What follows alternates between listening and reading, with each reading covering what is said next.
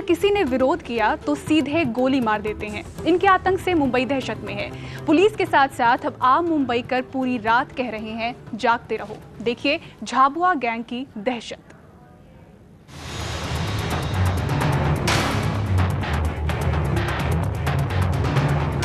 रात के अंधेरे में पहरा देना इनकी मजबूरी है।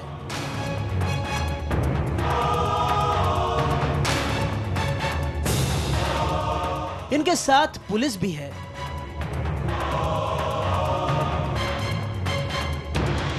सभी की आंखों की नींद गायब है।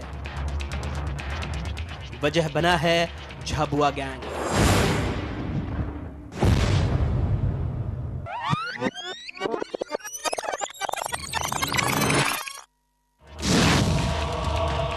विक्रमगढ़ ठाणे जिले का ग्रामीण इलाका।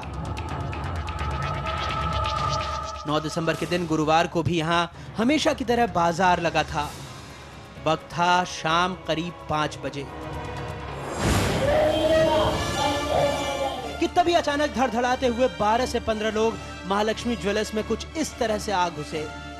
हमारी दुकान के सामने जो वॉचमैन बैठता तो वॉचमैन को उन्होंने पहले लकड़ी से मार दिया। लकड़ी से मारने के बाद वो बेशुद्ध मतलब वो अब बेशुद्ध हो गया। लूटपाट करने वाले जो 10 से 12 लोग अंदर दुकान के अंदर थे और एक 10-15 जन लोग हैं वो रोड पे थे।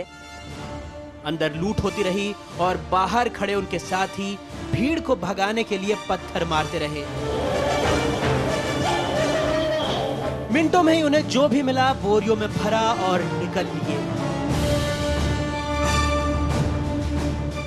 गहने और नकदी मिलाकर करीब 20 लाख लूट लिया। जाते जाते दुकान मालिक को भी घायल कर गए। दिन दहाड़े हुई इस डकैती से लोग सन्न हो गए। पुलिस पर भी दबाव बना। जगह जगह तलाशी हुई। एक लड़के ने इंफॉर्मेशन दी एक गांव के पास 10-12 लोग हैं। उसके बाद पुलिस और गांव वालों की टीम्स वहां जाके वो गोफन से हमारा पुलिस की तरफ और गांव वालों की तरफ पत्थर फेंकते थे, पिस्टल दिखाते थे। जान पे खेल के गांव वालों ने और पुलिस ने 12 डेकॉइट्स के पकड़ा है। दोनों तरफ से गोलियां चली। गांव वाले भी पुलिस के साथ मुकाबले में जुट गए। नतीजा एक डकैत मारा गया जबकि 11 पकड़े गए। लेकिन करीब 15 लुटेरे और लूट का माल अब भी हाथ नहीं लगा है। झाबुआ गैंग के डकैतों के बारे में कहा जाता है कि वो अपने साथियों को छुड़ाने के लिए कुछ भी कर सकते हैं।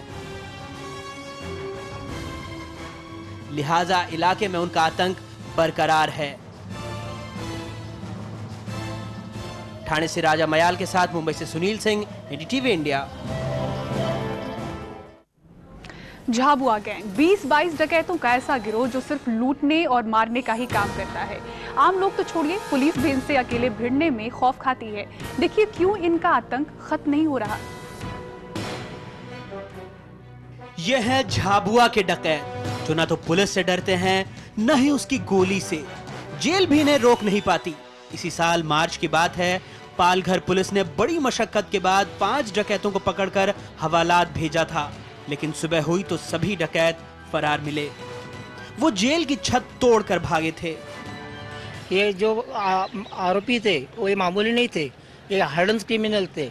इनके ऊपर बहुत केसेस थे और इन्होंने बहुत आतंक किया था यहाँ से। बड़ी मुश्किल से इनमें से 2 को पुलिस फिर से पकड़ सकी। लेकिन वसई कोर्ट ले जाते समय पुलिस वैन से फरार 5 डकैत तो आज तक नहीं मिले हैं। इन पर 1 लाख रुपए का इनाम भी रखा गया है।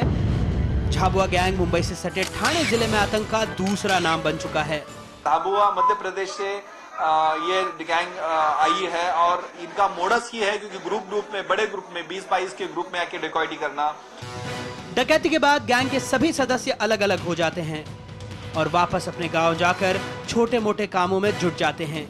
एक गैंग जाता है तो दूसरा आ जाता है, इसलिए आतंक खत्म नहीं हो रहा। ठाणे से राजा मयाल के साथ मुंबई से सुनील सिंह, एनडीटीवी इंडिया। झाबुआ मध्य प्रदेश का एक जिला है। झाबुआ गैंग के डकैत इसी जगह से पनपते हैं। पर सवाल है क्यों?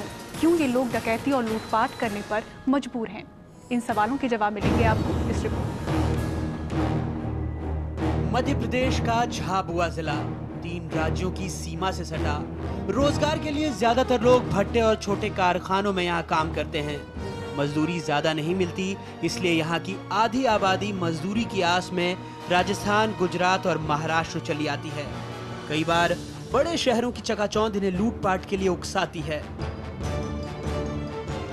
आपराधिक प्रवृत्ति कुछ ही लोगों की रहती है, बाकी लोग जो भीड़ जुड़ जाती है उनके साथ, वो लोग अज्ञानतावश और अशिक्षा के कारण और इस बात के वो ये नहीं समझ पाते कि वो जो काम करने जा रहे हैं उसकी गंभीरता क्या है।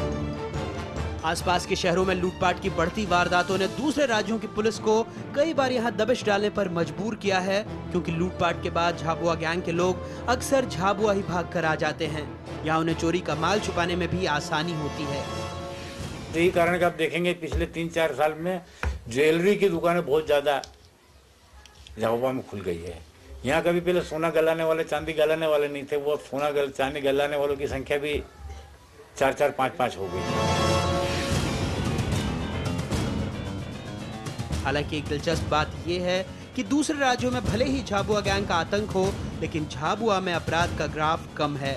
झाबुआ से ललित पारिक के साथ मुंबई से सुनील सिंह, एनडीटीवी इंडिया।